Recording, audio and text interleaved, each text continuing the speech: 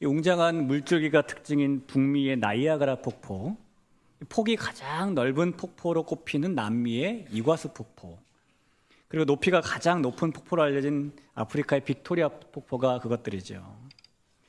그 중에서 나이아가라 폭포를 보면은 이 물이 얼마나 많이 떨어지는지 1분에 약 50만 톤의 물이 위에서 아래로 떨어진다고 합니다. 우리가 흔히 마시는 생수병으로 계산을 해보면은 1분에 10억 개 정도가 떨어지는 것과 똑같아요. 1시간이면은 3천만 톤, 하루면은 7억 2천만 톤. 어마어마한 물이 쏟아져 내리는 것이죠. 하지만 이 1948년 3월 29일에 그렇게 엄청난 나이아가라 폭포가 갑자기 멈춘 적이 있었어요. 그때 많은 사람들은 그런 이상 현상을 보면서 지구의 종말이 왔다라고 말했습니다. 그런데 이 폭포가 멈추었던 이유를 조사해 보니까 그 이유는 지구의 종말과는 전혀 관계가 없었죠. 그 폭포가 멈추었던 이유는 그해 겨울에 유난히 강추위가 몰려와서 폭포 상류에 있는 이리 호수가 얼었는데요. 봄이 되어서 얼음이 이 호수가 녹으면서 큰 얼음 덩어리가 떠내려오다가 나이아가라 강줄기 입구를 잠시 막아버렸기 때문이었던 겁니다. 결국 물이 흐르는 통로가 막혀서 폭포의 물줄기가 멈추게 된 것이었죠. 이 세상에는 수많은 통로들이 있는데 이 통로는 막히면 언제나 문제가 발생합니다. 우리 몸 안에도 통로들이 많이 있죠. 예를 들어서 그 통로들 중에 어떤 문제가 막히면 생기냐면 혈관이라는 통로가 막히면은 영양분과 산소 공급이 안 되니까 뇌경색이나 심근경색이 발생할 수도 있고요. 이 기도라는 통로가 막히면은 숨을 쉬지 못하는 문제가 생길 수 있죠. 이 웨이도라는 통로가 막히면 소리가 안 들리게 됩니다. 뿐만 아닙니다. 하수구 통로가 막히면은 싱크대에 역류 현상이 일어나게 되고 빗물바지가 막히면은 침수 피해가 일어나고 그래서 무엇 때문에라도 막히지 않고 잘 흘려보내야 되는 것이 통로예요. 그런데 여러분, 이 막히지 않고 잘 흘러가야 되는 것은 단지 우리 눈에 보이는 자연의 통로나 주변의 통로만의 이야기가 아닐 겁니다. 왜냐하면 우리의 인생도 하나님의 계획과 은혜가 흘러가는 통로와 같기 때문이에요. 하나님께서는 언제나 하늘의 계획을 사람을 통해서, 관계를 통해서, 상황을 통해서 흘려보내는 분이십니다. 그런데 만약에 그 통로가 막혀버린다면 하나님의 은혜도, 하나님의 복도 세상을 향해 잘 흘러가지 못하게 되겠죠. 누군가의 마음에 미움이 자리 잡는다든지 감사가 막힌다든지 믿음이 닫혀버리면 그 사람을 통해서 흘러가야 될 하나님의 축복이 멈춰서게 되는 겁니다. 하지만 반대로 어떤 상황에서도 믿음의 통로를 열어서 하나님께 가까이 붙어있는 사람은 그 자체로 하나님의 뜻 안에서 축복의 흐름을 이어가는 통로가 됩니다. 우리가 만나보게 될 요셉이 바로 그런 사람이에요. 요셉은 억울한 상황 속에서도 하나님의 통로로서의 역할을 잊지 않고 그래서 그를 통해서 하나님의 복이 보디발의 집까지 흘러갔고 심지어 그가 수감되었던 감옥 안까지 흘러가죠. 오늘 우리는 창세기 39장의 말씀을 통해서 어떻게 우리의 삶도 요셉의 삶처럼 하나님의 계획이 흘러가고 하나님의 은혜가 흘러가는 통로가 될 수 있을까에 대해서 잠시 생각을 해보려고 합니다. 이 시간에 하나님의 세우신 뜻대로 우리를 세상을 향한 축복의 통로로 서게 하시는 그 은혜가 저와 여러분에게 가득하길 주님의 이름으로 간절히 축복합니다.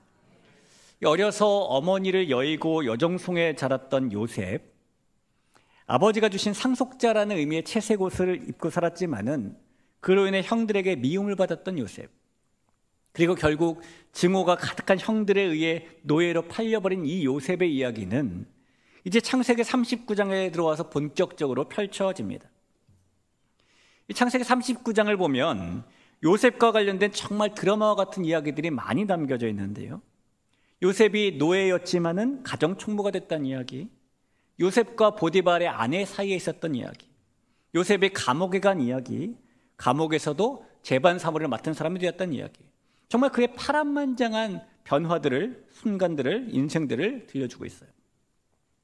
그러나 성경은 단순히 요셉이 그런 파란만장한 인생을 살았다라는 것을 들려주는 것은 아닐 겁니다. 여러분이 다양한 사건들을 통해서 오늘 창세기 39장이 우리에게 들려주고 싶은 말씀이 무엇일까요? 요셉이 윤리적인 사람이고 그가 순결한 사람이고 그는 그래서 승승장구한 사람이다라는 이야기를 말씀하고 싶은 걸까요? 물론 우리가 이전의 사건들을 보면 그는 순결한 사람이고 하나님을 경외하는 사람이 맞습니다. 하지만 그것만이 이 성경이 말하고자 하는 궁극적인 메시지의 전부는 아니에요. 백석대학교에서 25년 동안 학생들을 가르치다가 은퇴한 류호준 교수는 요셉의 이야기의 핵심을 히브리서에서 찾아내고 있는데요. 히브리서 11장 22절에 이렇게 써 있습니다. 믿음으로 요셉은 임종시에 이스라엘 자손들이 떠날 것을 말하고 또 자기 뼈를 위하여 명하였으며 라는 구절입니다. 우리가 잘 아는 바대로 히브리서 11장은 믿음의 사람들을 소개하면서 그들의 삶을 요약할 만한 그들의 대표적인 믿음을 하나씩 소개해요. 믿음의 사건들을. 예를 들면 믿음으로 아벨은 하나님께 제사를 드렸고, 믿음으로 노아는 방주를 지었고, 믿음으로 아브라함은 갈 바를 알지 못하고 나아갔고. 자, 그런데 이어지는 요셉에 와서 요셉의 경우에는 뭐라고 말하냐? 그의 대표적인 믿음을 소개해야 될 텐데 히브리서는 요셉이 보디발 아내의 유혹에 빠지지 않았다라고 말하고 있지도 않고, 요셉이 애굽의 총리가 되었다라는 이야기를 말하고 있는 것도 아니고, 그가 형제들을 마침내 사랑으로 용서했다라는 이야기를 소개하는 것도 아닙니다. 히브리서는 요셉의 믿음의 삶을 요약하면서 그가 생의 마지막 순간에 자신의 장례식에 대해서 남긴 유언에 대한 말씀을 요셉이 가졌던 대표적인 믿음으로 지금 소개하고 있는 거예요. 여러분, 요셉 하면 생각나는 게 가장 먼저 떠오르는 게 무엇입니까? 당연히 오늘 창세기 39장의 내용 아닐까요? 보디발의 아내의 유혹을 이긴 일, 애굽의 총리가 되어 펼친 활약상 아니겠습니까? 그런데 히브리서는 어떻게 자신의 장래에 대해 얘기하고 준비하도록 한 것이 요셉이 가졌던 대표적인 믿음이라고 말하고 있는 것일까요? 이 히브리서가 요셉의 가장 대표적인 믿음을 그가 남긴 유언의 말씀에서 찾는 이유는 그 말씀에 요셉이 얼마나 하나님의 계획을 확신하고 살았는지가 묻어나기 때문이에요. 다시 말하면 히브리서 저자는 요셉이 생의 마지막 순간까지 하나님의 계획을 믿는 믿음을 가지고 살았는데, 하나님의 계획을 믿는 믿음을 가지고 살았던 것, 그것이 요셉의 대표적인 믿음이다, 이렇게 말하는 것이죠. 자, 그러면 요셉이 한평생 마음속에 품고 확신하고 살았던 그의 믿음을 대표하는, 그가 믿고 있던 하나님의 계획이라는 게 도대체 무엇일까요? 그것은 요셉의 마음속에 자리 잡고 있던 하나님께서 아브라함에게 약속을 통해 주신 계획입니다. 하나님께서는 이 세상의 모든 민족 가운데서 아브라함을 택하시고 너는 내 나라를 떠나서 내가 너에게 보여줄 땅으로 가라라고 말씀하시죠. 그리고 아브라함을 큰 민족이 되게 하시겠다고, 그가 복이 되게 하시겠다고, 아브라함을 통해서 세상을 축복하시겠다고 말씀하십니다. 그게 창세기 12장 2절 3절의 이야기잖아요. 내가 너로 큰 민족을 이루고 내게 복을 주어 내 이름을 창대하게 하리니 너는 복이 될지라. 너를 축복하는 자에게는 내가 복을 내리고 너를 저주하는 자에게는 내가 저주하리니 땅의 모든 족속이 너로 말미암아 복을 얻을 것이라 하신지라. 하나님의 계획은 아브라함을 통해서 세상을 축복하시려는 계획이었다는 거예요. 그리고 요셉은 한평생 그 하나님의 계획을 믿고 살았다는 것이죠. 그래서 히브리서 저자가 요셉이 자신의 죽음을 앞두고도 바로 그 하나님의 계획을 믿었던 것, 즉 요셉이 하나님께서 아브라함에게 주신 그 땅을 통해서 세상을 축복하시려는 계획을 가지고 계시다는 사실을 계속 믿고 있었던 것을 요셉의 대표적인 믿음으로 지금 소개하고 있는 겁니다. 그렇다면 여러분, 오늘 본문 창세기 39장에 그려진 요셉의 이야기도 같은 관점, 하나님의 계획은 하나님의 사람들을 통해 세상을 축복하시는 것이다 라는 관점에서 바라봐줘야 됩니다. 그렇게 바라볼 때에 창세기 39장에 여러 등장인물이 나오지만 주인공은 보디발도 아니고 그의 아내도 아니고 간수장도 아니고 심지어 요셉도 아니에요. 이 이야기의 주인공은 하나님이 되십니다. 실제로 이 39장을 보면 2절이 여호와께서 요셉과 함께 하심으로 라는 글로 시작을 하고 있고, 마지막 23절이 여호와께서 요셉과 함께 하심이라 라는 문장으로 끝맺음을 하고 있죠. 이런 구조도 역시 이 말씀의 주인공이 하나님이시다라는 사실을 여실히 우리에게 보여줍니다. 자, 과연 하나님께서는 어떻게 요셉을 통해서 그가 믿는 대로 하나님의 계획을 이루어 가시는 분이 되셨을까요? 형들에 의해서 노예로 팔린 요셉이 애굽으로 끌려간 후에 다시 보디발의 노예로 팔려갑니다. 1절을 볼까요? 요셉이 이끌려 애굽에 내려가매 바로의 신하 친위대장 애굽 사람 보디발이 그를 그리로 데려간 이스마엘 사람의 손에서 요셉을 사니라. 이 말씀에서 우리는 요셉이 다른 곳이 아닌 애굽에 팔려갔다라는 내용에 주목하게 되는데, 왜냐하면 이 고대 사회에서 애굽은 죽은 자의 나라라고 불리는 곳이었기 때문이에요. 이 독일의 토마스 만이라는 작가가 있는데요, 이 사람이 장작 13년 동안 요셉과 그 형제들이라는 제목의 장편 소설을 썼습니다. 책이 굉장히 많아요. 근데 그 내용에 보면은 요셉이 애굽에 팔려간 장면을 이렇게 묘사하고 있어요. 요셉은 고개를 숙였다. 자신이 가는 나라는 다름 아닌 사자, 죽은 자의 나라였기 때문이다. 요셉은 슬픈 아래 세상으로 팔려가는 신세였다. 이렇게 묘사합니다. 요셉이 팔려간 애굽이 그런 처절한 곳이었다는 거예요. 요셉을 노예로 사간 보디발은 바로의 궁정에서 중책을 맡고 있는 신하였어요. 그런데 요셉이 그의 집에 노예로 들어가자 그 순간부터 놀라운 일들이 일어나기 시작하는 겁니다. 2절을 볼까요? 여호와께서 요셉과 함께 하심으로 그가 형통한 자가 되어 그의 주인 애굽 사람의 집에 있으니, 하나님께서 요셉과 함께 하셨는데 그래서 요셉을 통해서 형통한 일이 계속 일어나기 시작했다는 것이죠. 여러분, 형통이라는 말의 사전적인 의미는 모든 일이 뜻과 같이 잘 되어 간다입니다. 그렇다면 과연 요셉을 통해서 무슨 일이 잘 되어 갔던 것일까요? 우리가 시중에 나가보면은 우리가 보는 개역개정 성경 외에도 여러 가지 버전의 번역 성경들이 나와 있는데, 우리 몇 가지 좀 살펴보면서 우리가 좀 비교를 해봤으면 좋겠어요. 우선 새 번역 성경이나 공동 번역 성경을 보면은 형통을 뭐라고 말하냐면은 요셉의 앞길이 열렸다, 이런 의미로 사용합니다. 새 번역으로 한번 2절을 볼까요? 주님께서 요셉과 함께 계셔서 앞길이 잘 열리도록 그를 돌보셨다라고 번역해 놓았어요. 이번에 공동 번역으로 같은 구절을 보죠. 그러나 요셉은 야훼께서 돌보아 주셨으므로 앞길이 열렸다라고 번역해 놓았습니다. 아마 많은 분들이 보시는 여러 영어 성경들도 비슷한 의미로 해석을 해 놓았을 거예요. 그래서 마치 요셉이 탄탄대로를 걷는 성공적인 삶을 살게 되었다는 의미로 번역해 놓았을 겁니다. 하지만 그런 번역들은 이 본래의 의미를 충분하게 담지 못한 해석들입니다. 여러분, 생각해 보세요. 노예로 팔린 요셉이 무슨 탄탄대로를 걷게 되고 무슨 성공을 하게 되는 겁니까? 그가 보디발의 집에서 가정총무로 일종의 승진 비슷한 것을 하게 되었다고 해도 그것이 그게 성공이라고 말할 수 있나요? 여전히 그는 노예에 불과합니다. 오늘 2절의 말씀과 비슷한 말씀이 23절에도 나오고 있어요. 간수장은 그의 손에 맡긴 것을 무엇이든지 살펴보지 아니하였으니 이는 여호와께서 요셉과 함께 하심이라 여호와께서 그를 범사에 형통하게 하셨더라. 이 말씀도 마찬가지예요. 죄수인 요셉이 무엇이 잘 됐다고, 무엇이 성공했다고 우리가 말할 수 있겠습니까? 죄수이지만 간수장의 신임을 받았다고 해도 그 성공으로 볼 수는 없어요. 여전히 그는 죄수의 신세에 불과하기 때문입니다. 지금까지 살펴본 요셉의 인생 여정을 보면 요셉의 삶이 모든 것이 뜻대로 잘 풀려가는 형통의 길이었다고 보기는 어렵죠. 형들의 미움으로 죽을 위기에 처하고 죽은 자의 나라라는 애굽의 노예로 팔려가고, 아무리 가정총무를 한다지만 노예라는 사실은 여전히 변함없고, 게다가 노예로 성실히 충성을 다했지만 억울한 누명을 쓰고 감옥에 갇히는 신세가 되고, 감옥에서도 성실을 다했지만 도움을 주었던 동료 죄수는 그를 잊어버리고 요셉은 계속 옥살이를 하게 되고, 감옥 안의 재반 사무를 다 맡아 처리했지만 여전히 죄수라는 신분은 변함이 없어요. 이런 상황에서 과연 요셉이 형통했다, 요셉이 성공했다라고 말하기는 어렵습니다.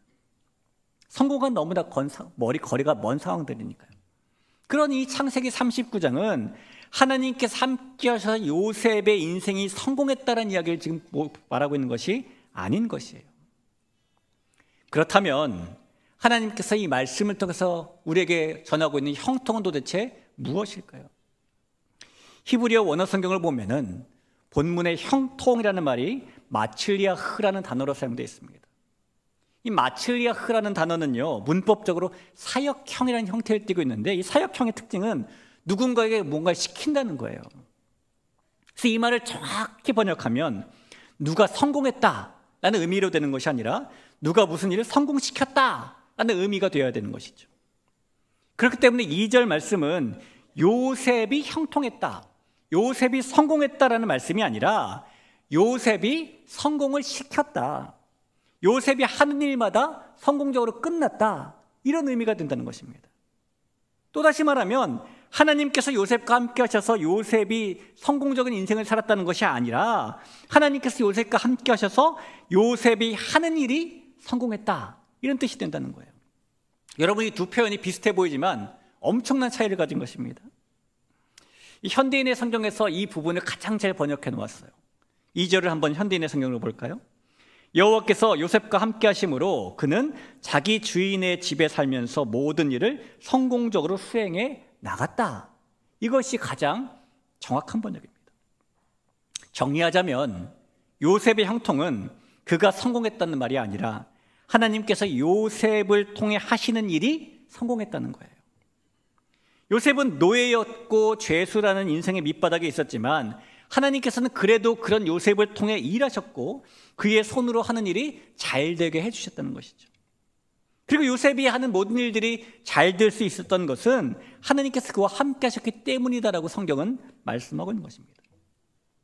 사랑하는 성도 여러분, 상황이 바뀌지 않더라도 여전히 동일한 그 성경 속에서도 하나님께서는 우리가 하는 모든 일들을 성공적으로 형통시킬 수 있는 그런 분이십니다.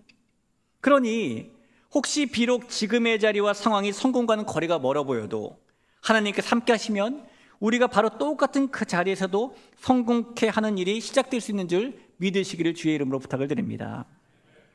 자, 그런데 여러분, 그럼 하나님께서는 이 노예이고 죄수인 요셉이 하는 일마다 왜 형통하게 해주셨을까요? 노예의 일이 뭐 그렇게 큰 일이겠습니까? 죄수의 일이 무슨 큰 일이겠습니까? 근데 그 안에서 뭐 큰 형통을 만나는 것도 아닌데 왜 그의 손으로 하는 모든 일들이 성공적으로 끝나게 해주셨을까? 이것이 너무 우리가 가지는 궁금증입니다. 그가 하는 일이 성공했다고 해서 요셉에게 큰 대박이 터진 것도 아니잖아요. 물론 그래서 요셉이 보디발의 눈에 띄었고 보디발의 집에 가정총무가 되었지만 딱 거기까지잖아요. 요셉이 모든 일을 성공적으로 잘 감당해서 그에게 대박이 터졌다면 보디발이 요셉을 면천시켜서 가나안으로 돌려보내줘야 되는 일이 정도는 생겨야 되는 거 아닙니까? 아니면 보디발이 요셉을 양자로 삼아서 모든 것을 물려주는 상황 정도는 생겨야 되는 것 아닌가요? 그래야 우리는 잘 됐다, 형통했다, 성공시켰다라고 말할 수 있죠. 그가 감옥에 갔을 때도 마찬가지예요. 그곳에서도 하나님께서는 요셉이 하는 일들을 성공시켜 주셨는데 그래서 그는 간수장의 눈에 띄었고 감옥 안에서도 죄수들을 관리하고 재반 사무를 처리하는 사람이 되었어요. 그러나 역시 딱 거기까지였습니다. 요셉이 감옥 안에서 모든 일을 형통하게 잘 감당했다고 해서 간수장이 그를 석방시켜준 것도 아니에요. 결국 하나님께서 요셉의 손으로 하는 모든 일들을 형통케 하셨을 때 그 직접적인 득을 얻은 사람은, 대박이 터진 사람은 요셉이 아니라 보디발과 간수장이죠. 유익은 보디발이 보고 유익은 간수장이 보는데 그런데도 하나님께서는 왜 굳이 요셉이 그들을 위해 한 일마다 성공할 수 있도록 해주셨냐라는 겁니다. 그 이유는 우리가 앞서 히브리서를 보면 살펴봤던 것처럼 요셉이 믿음으로 바라보았던 하나님의 선하신 계획 때문이다라고 말할 수 있어요. 요셉이 믿었던 하나님의 계획이 무엇이었습니까? 아브라함을 통하여, 그의 자손들을 통하여, 그리고 하나님의 사람들을 통하여 세상을 축복하는 것이었잖아요. 요셉은 아버지에게 귀여움만 받고 자란 철딱선이 없는 17살의 소년이었어요. 그런 요셉이 노예가 되어 팔려갔을 때에 그는 두려움에 떨었을 것이고 그는 보디발 집에 있던 수많은 노예들과 함께 잡일부터 시작했을 겁니다. 근데 희한하게도 요셉이 손만 대면 모든 일이 잘 해결되는 거예요. 시키는 일마다 성공적으로 다 해내자 중요한 일이 생길 때마다 사람들은 요셉을 찾았겠죠. 그러면서 요셉은 보디발의 눈에 띄었고 가정총무가 됩니다. 그리고 하나님께서 그런 요셉 때문에 누구에게 복을 주시냐면 보디발에게 복을 주셨대요. 5절을 볼까요? 그가 요셉에게 자기의 집과 그의 모든 소유물을 주관하게 한 때부터 여호와께서 요셉을 위하여 그 애굽 사람의 집에 복을 내리심으로 여호와의 복이 그의 집과 밭에 있는 모든 소유에 미친지라. 요셉이 복 받은 게 아니잖아요. 보디발이 복을 받았답니다. 그가 보디발의 아내 때문에 누명을 쓰고 감옥에 갔을 때도 상황은 똑같았죠. 그곳에서도 요셉이 하는 모든 일은 성공적으로 잘 진행됐습니다. 그래서 그는 간수장의 눈에 띄었고 옥중의 죄수들과 재반 사물을 관장하는 사람이 되었어요. 그리고 하나님께서는 그런 요셉 때문에 간수장에게 복을 주세요. 23절을 볼까요? 한 번 더 볼까요? 간수장은 그의 손에 맡긴 것을 무엇이든지 살펴보지 아니하였으니, 원래 여러분 이거 누가 해야 되는 일입니까? 간수장이 해야 되는 일이잖아요. 그 일을 안 해도 될 정도로 복을 받았다는 겁니다. 이는 여호와께서 요셉과 함께 하심이라, 여호와께서 그를 범사에 형통하게 하셨더라. 그렇다면 성도 여러분, 이런 측면에서 볼 때 하나님께서 이 본문 창세기 39장을 통해서 우리에게 말씀하시고자 하는 것이 무엇입니까? 하나님께서 이 말씀을 통해 보이신 뜻은 분명해요. 그것은 하나님께서는 하나님의 사람들을 세상을 향한 축복의 통로로 세우셨다라는 것입니다. 하나님께서는 요셉을 통해 보디발의 집을 복되게 하셨어요. 요셉만 잘된 것이 아니라 요셉을 통해 누군가가 복을 받게 해주셨다는 겁니다. 이것이 바로 하나님께서 하나님의 사람을 세우시는 방식인데, 하나님께서는 하나님의 사람이 받은 복이 거기만 머무는 것이 아니라 그가 복을 흘려보내는 사람으로 세우신다는 겁니다. 여러분, 어떤 사람 때문에 좋은 일이 계속 생기잖아요. 그리고 사람들은 그 사람을 보고 뭐라고 말하냐면은 우리 집에 복덩이가 들어왔네, 이렇게 말을 합니다. 제가 복덩이라는 단어를 찾아보니까 희한하게도 신기하게도 그런 제목의 노래가 있더군요. 가사 보니까 이런 말이 있었어요. 시작이 이렇습니다. 복덩이 덩이덩이야, 복덩이 덩이덩이야. 야, 시작을 보면서 얼마나 좋으면 이렇게 부를까 라는 생각이 들었어요. 가사가 이렇게 이어집니다. 행보가 터져라 뚝딱, 사랑아 터져라 뚝딱, 마음이 부자가 되네요. 왜 이제야 내 앞에 나타났나요? 넝쿨채 들어온 당신, 나를 웃게 만드는 당신은 마법사. 이럽니다. 너무너무 좋다는 표현이잖아요. 정말 복덩이 덩이덩이야 이렇게 부르는. 여러분, 하나님의 선하신 계획이 바로 이거예요.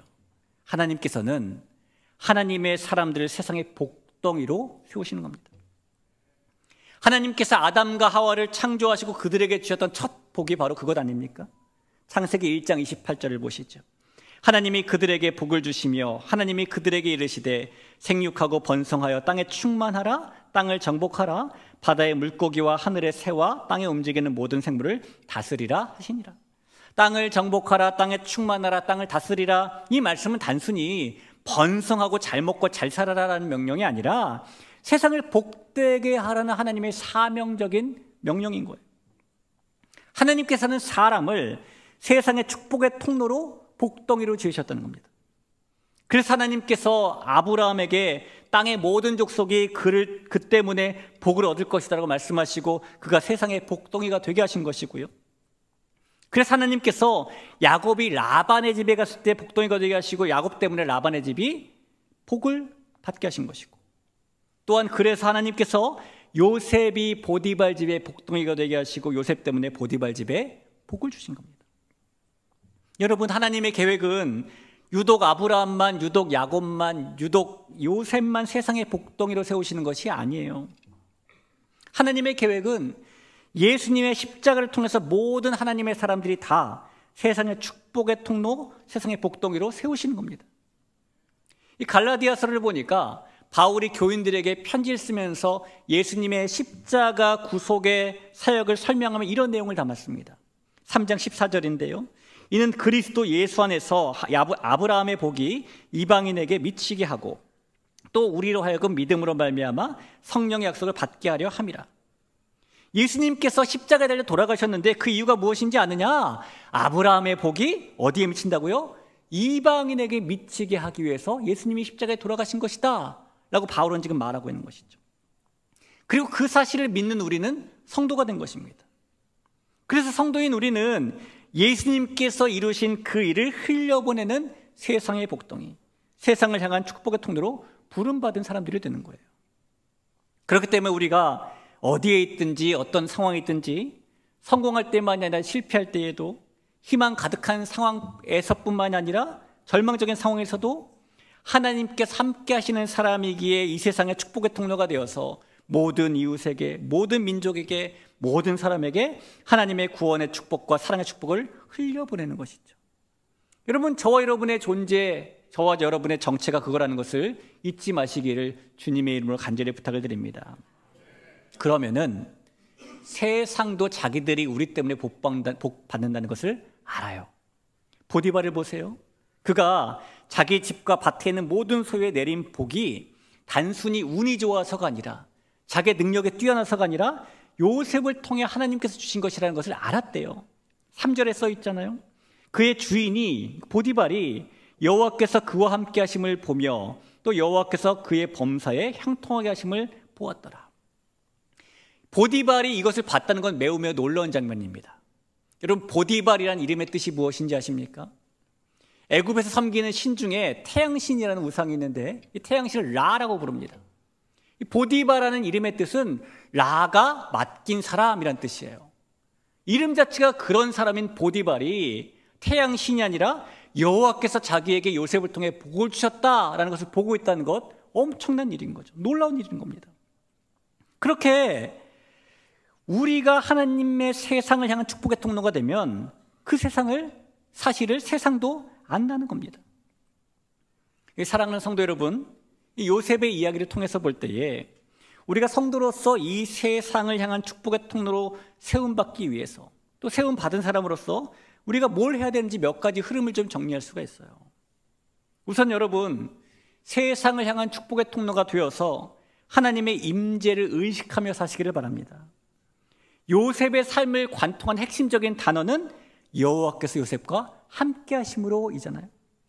그가 노예로 있을 때에도, 죄수로 있을 때에도, 총리가 되었을 때에도 요셉은 하나님께서 자신과 함께 하신다는 사실을 믿었습니다.